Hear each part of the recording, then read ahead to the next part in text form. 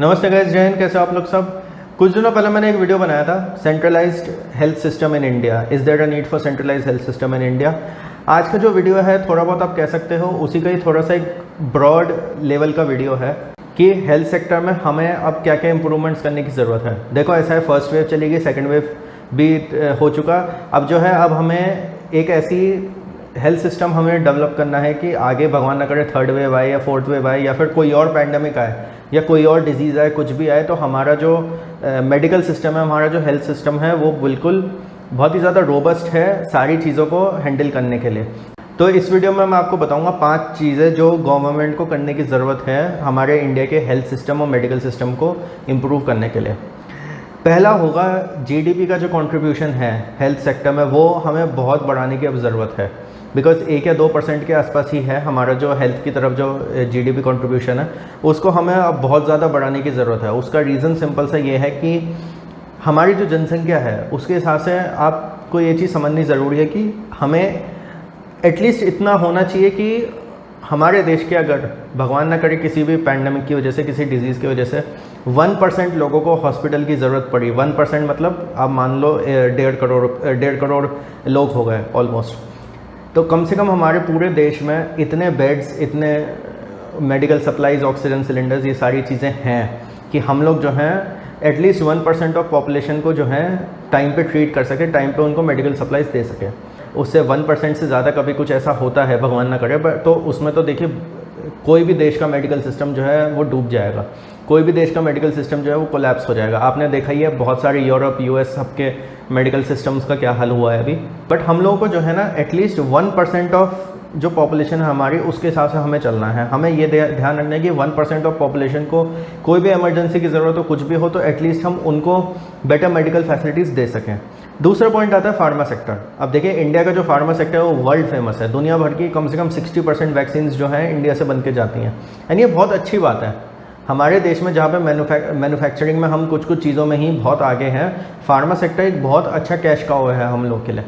हमें एक तो इनका जो एक्सपोर्ट्स है उसको और ज़्यादा बढ़ाने की ज़रूरत है। अभी मैंने देखा रिसेंटली जर्मनी की जो हमारी चांसलर है वो बड़ी परेशान थी कि भाई यूरोप का जो पूरा फार्मा का जो मार्केट है वो पूरा का पूरा इंडिया को चला गया। ठीक है, इंडिया को चला गया, अभी तो आप देखो अभी आगे आने वाले टाइम में हम और पूरा मार्केट टैप करेंगे। तो हम लोग को जो है इस पर देखना पड़ेगा कि फार्मा सेक्टर की पेनिट्रेशन जो है हम और ज़्यादा कैसे बढ़ा सकते हैं। एंड गवर्नमेंट को जो है ना अब मैन्युफैक्चरिंग में, ठीक है हम लोग अलग अलग पैकेजेस वगैरह निकाल रहे हैं, हम लोग अलग अलग चीज़ों का देख रहे हैं। फार्मा सेक्टर का जो मैन्युफैक्चरिंग है ना उसको डबल ट्रिपल करने की अब ज़रूरत है। स्पेशली जो लोग वैक्सीन्स बना रहे हैं, चाहे सीरम इंस्टीट्यूट हो, चाहे भारत बायोटेक हो, चाहे फिर बायोलॉजिकल ई नाम की जो कंपनी हो जो जॉनसन एंड जॉनसन वाली वैक्सीन बनाएगी, इन सब की जो फैसिलिटीज़ हैं, प्लस इसके अलावा जो और कंपनीज़ हैं जो बना सकती हैं, जैसे डॉक्टर रेड्डीज़ हो गई आपकी, या फिर आपकी ऑरोबिंदो फार्मा हो गई, सिप्ला हो गई, ये जो सारी कंपनीज़ हैं इन सबको भी इनकरेज करना चाहिए कि आप भी अपनी फैसिलिटीज़ इतनी ज़्यादा हाई लेवल की बनाओ कि हम लोग ज़्यादा से ज़्यादा एक्सपोर्ट कर सकें, जितना अभी एक्सपोर्ट है उसका डबल ट्रिपल कर सकें। अगर हम लोग ये चीज़ अचीव करने में सक्सेसफुल हो जाते हैं ना, तो आप ये सोचिए मिलियंस ऑफ जॉब्स हम लोग क्रिएट कर सकते हैं। मैंने अभी कुछ दिनों पहले एक वीडियो बनाया था 5 लेबर इंटेंसिव इंडस्ट्रीज़ के ऊपर, हालांकि वो तो लेबर इंटेंसिव था, बट अगर मैं नॉर्मल जॉब्स की बात करूं जो हमारी मिडिल क्लास के वाले लोग करते हैं, जैसे मैनेजरियल लेवल की जो जॉब्स होती हैं, डेस्क जॉब्स जो होती हैं, या फिर उसमें pharma sector can play a very very important role. उसमें हम लोग बहुत सारी नौकरियां ला सकते हैं फार्मा सेक्टर को अगर हम इंक्रीज़ करें तो। एंड फार्मा सेक्टर का अगर ग्रोथ होगी तो हमारा जो हेल्थ सिस्टम है, मेडिकल सिस्टम है, वो उसको जो है कॉम्प्लीमेंट करेगा। तीसरा पॉइंट होगा collaboration with foreign medical systems. अब देखिए फॉरेन मेडिकल सिस्टम से कोलैबोरेशन करना क्यों ज़रूरी है। देखिए बाहर के जो मेडिकल सिस्टम्स हैं ना उनमें सब में अलग अलग अच्छाइयाँ हैं। यूएस के मेडिकल सिस्टम में कुछ अच्छाइयाँ होंगी, यूरोप के मेडिकल सिस्टम में कुछ अच्छाइयाँ होंगी, ये आपके एशिया में चाइना जापान के मेडिकल सिस्टम में कुछ अच्छाइयाँ होंगी। इन सब की अच्छाइयों को हम लोग को अपने में भी इम्प्लीमेंट करना है। एंड उसका सबसे बढ़िया तरीका है कि हम फॉरेन कोलैबोरेशंस करें।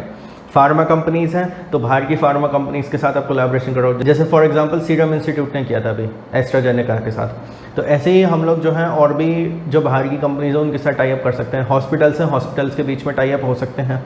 उसके अलावा क्लिनिक्स हैं, डॉक्टर्स का आपस में टाई अप हो सकता है, टेली मेडिसिन हो सकता है। एंड आगे आने वाले टाइम में जैसे रोबोटिक सर्जरी और ये सारी टेक्नोलॉजीज़ वगैरह आएंगी, तो उसमें हम लोग को अगर बाहर से कोलैबोरेशन मिलता है तो जो हमारी रोबोटिक टेक्नोलॉजी है, मशीन लर्निंग है, उसके थ्रू जो सर्जरीज़ वगैरह होना या जो डीप मेडिसिन वाला जो कंसेप्ट है वो इम्प्लीमेंट करने में हमें बहुत आसानी होगी इंडिया में। फोर्थ पॉइंट होगा डॉक्टर्स एंड नर्सेस को हमें बढ़ाना चाहिए। अब इसको बढ़ाने का सबसे बढ़िया तरीका तो ये है कि हम जितने हो सके मेडिकल कॉलेजेस वगैरह खोलें। एम्स बहुत सारे अब खुल ही रहे हैं, उसके अलावा और भी मेडिकल कॉलेजेस जो हैं, मेडिकल इंस्टीट्यूट्स जो हैं वो भी खुल रहे हैं। तो हम लोग जो हैं, और हमें एक प्रमोशन भी करना चाहिए स्टूडेंट्स के बीच में, खासकर जैसे स्कूल में आप जाइए 11th-12th के जो बच्चे हैं, या सॉरी 9th-10th के जो बच्चे हैं, 11th-12th के तो ऑलरेडी ऑप्शन अपना ले चुके होते हैं, 9th-10th के जो बच्चे हैं हम उनको एक प्रमोशनल कैंप चला सकते हैं कि आप डॉक्टर बनोगे तो आप ये काम, आप इस फील्ड में जा सकते हो, उस फील्ड में जा सकते हो, and all those things. And हमारे देश में जो है डॉक्टर्स एंड नर्सेस की जो टोटल कैपेसिटी है, मैन पावर जो है वो बहुत ज़्यादा कम है, एंड उसको बहुत ज़्यादा बढ़ाने की अब ज़रूरत है, क्योंकि हमारे देश की पॉपुलेशन देख लीजिए, नंबर ऑफ़ डॉक्टर्स वगैरह आप देख लीजिए, उस हिसाब से हम लोग बहुत पीछे हैं। तो हम लोग को ज़्यादा से ज़्यादा डॉक्टर्स चाहिए, ज़्यादा से ज़्यादा नर्सेस चाहिए। जब वो होंगे तो हम लोग ज़्यादा अच्छी तरीके से एक रोबस्ट मेडिकल सिस्टम बना सकते हैं। फिफ्थ पॉइंट होगा प्रमोशन ऑफ मेडिकल इंश्योरेंस। मेरे इस चैनल पे ऑलरेडी मैंने कुछ महीनों पहले एक वीडियो बनाया था, what is the importance of health insurance, and I guess पिछले 1 साल में तो लोगों को समझ में आ ही गया होगा कि हेल्थ इंश्योरेंस की क्या इंपॉर्टेंस है। तो इसलिए हेल्थ इंश्योरेंस हो, इवन जो लोग जिनकी फील्ड वर्क वाली जॉब है या जो लोग रोज़ ट्रैवल करते हैं गाड़ी से, बाइक से, उनको तो एक्सीडेंटल इंश्योरेंस भी लेना चाहिए। तो हेल्थ इंश्योरेंस जो है आप लोग के पास होना चाहिए, सबके पास होना चाहिए। तो गवर्नमेंट को जो है अब ये करना चाहिए कि बहुत सारे, मैंने सुना है कि भाई बहुत सारे हेल्थ प्लान्स गवर्नमेंट ने निकाले थे, बट उनका ना ग्राउंड लेवल पे मेरे को कोई, वो कहते हैं ना ग्राउंड लेवल पे कोई मेरे को उसका फ़ायदा उसका दिखा नहीं बिल्कुल भी। तो मैं ये चीज़ कहूँगा कि गवर्नमेंट को जो है इनकरेज करना चाहिए, हेल्थ इंश्योरेंस कंपनीज़ को आप बिठाइए।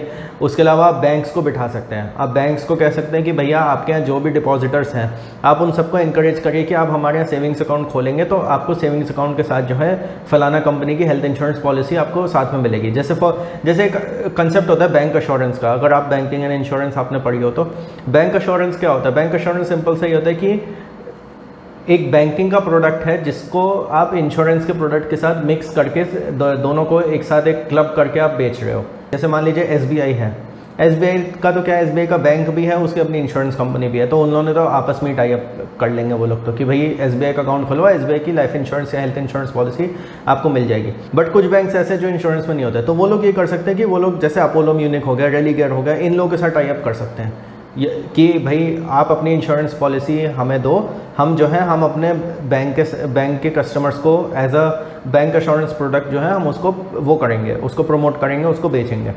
तो ऐसे अगर हम प्रोग्राम्स करें, एंड प्लस अवेयरनेस हमें अब बढ़ाने की ज़रूरत है हेल्थ इंश्योरेंस को लेकर, तो ये सब जब हम करेंगे तो हम एक फाइनेंशियल सिक्योरिटी दे सकते हैं, क्योंकि इंडिया में अभी भी करोड़ों लोग ऐसे हैं जो पॉवर्टी लाइन के नीचे आ जाते हैं जस्ट बिकॉज क्योंकि उनको कोई हेल्थ प्रॉब्लम हुई एंड उनकी जितनी सेविंग्स थी सारी हेल्थ के खर्चों में निकल गई। तो गाइज़ ये 5 पॉइंट्स थे जिससे हम लोग हमारे देश का हेल्थ सेक्टर इंप्रूव कर सकते हैं। अगर आपको और कुछ ऐड करना हो तो प्लीज़ कमेंट करिएगा, like this video, share it with all your friends. Thank you for watching the video.